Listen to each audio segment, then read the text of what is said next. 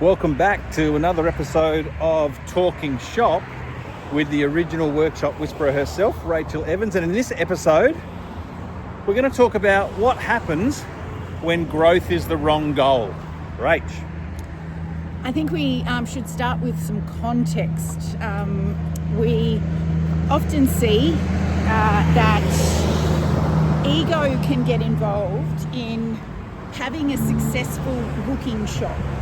So you can go into business, it's your own thing, you're super proud, as you should be, but sometimes you can run away with the idea that if my shop and the surrounds of the shop always look like there's masses of cars there, and it looks like I've got the most technicians in town, that's the type of growth that equals success.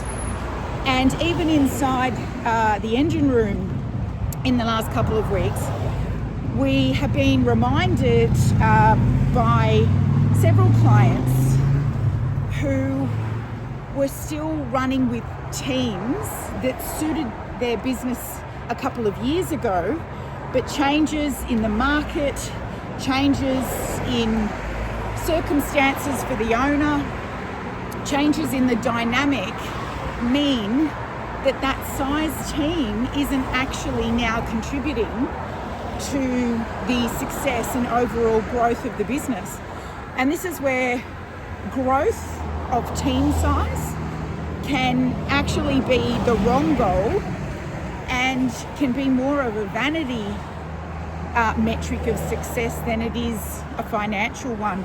So in the case of one client, it turns out they were carrying 3 too many technicians, and there were hurdles of issues that were being caused because they were actually over-teamed.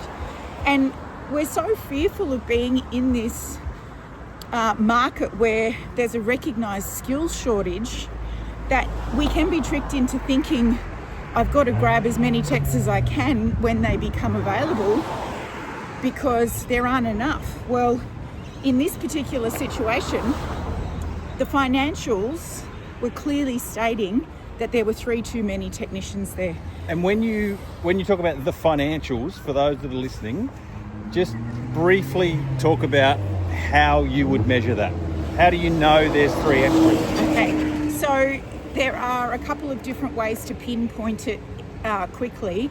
The first of those is to go to your P&L and to get your wages line and to measure what you're paying out in wages over the last 12 months versus your total revenue.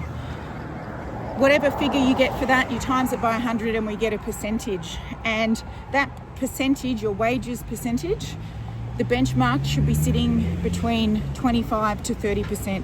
If it's higher than that, then you are over-teamed. And you've then got to identify, well, is it the office or is it the workshop floor? To determine if it's the office or the workshop floor, there's another benchmark, and that is productive to non-productive team members. So we call productive team members the ones who actually physically do the labour that is sold. So they're our technicians, our apprentices, etc. Our service advisors are classed as non-productive. They might organise for the hours to be sold, but they're not the ones doing the labour. And our formula for that needs to come out at no more than 3.5 technicians per service advisor. So if you've got 2 service advisors and 4 technicians, then you're over on the service advisor side. If you're skewed in the other direction, then we have to have a look at why you've got so many technicians and not enough help at the service desk. The other one, of course, is overall productivity of the shop.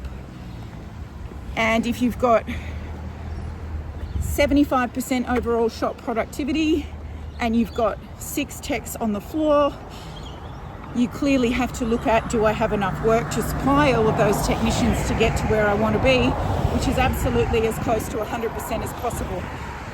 So there's 3 rabbit holes to go down. But the other basic marker is that we know a solidly profitable shop can do about $1.2 million with 2 techs and 2 apprentices. So there's a number of places to look, and they're all quite quick to figure out.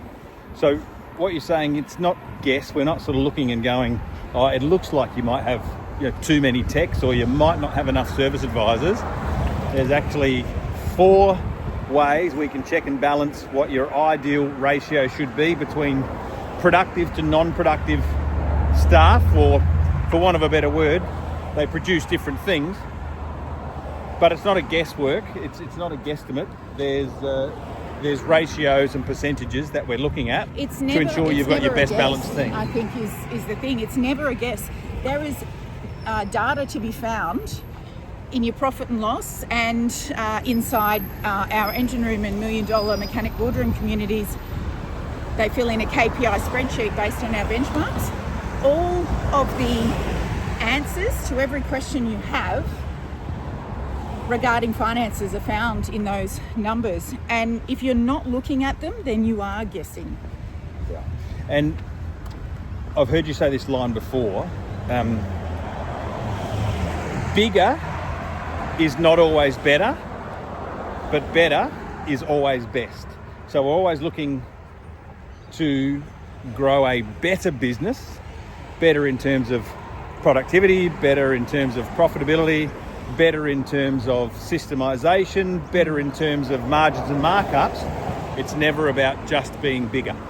Never. And that's where it's a trick of the ego, a trick of the mind, to think that bigger is best. It's where we get people wandering off to think that they should have a second site before the first one is even profitable, and things like that. So in the case of this client, better for him was not paying out an extra $15,000 a month in wages, where he was not able to achieve margin on the work that those wages were contributing, and he was the one missing out. So how would your business have better cash flow if you went and had a look today at whether you're running a vanity metric for growth because it looks successful, rather than looking at the numbers to determine if every person that has a seat on your business bus is actually providing the worth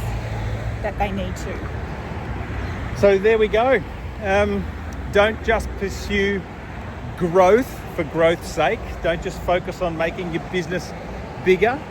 It's always got to be built around profitable growth, sustainable growth, and ensuring that you've got the right amount of technicians and service advisors that meet the requirements of the goals that you've got. If you want more help, you can check the descriptions below.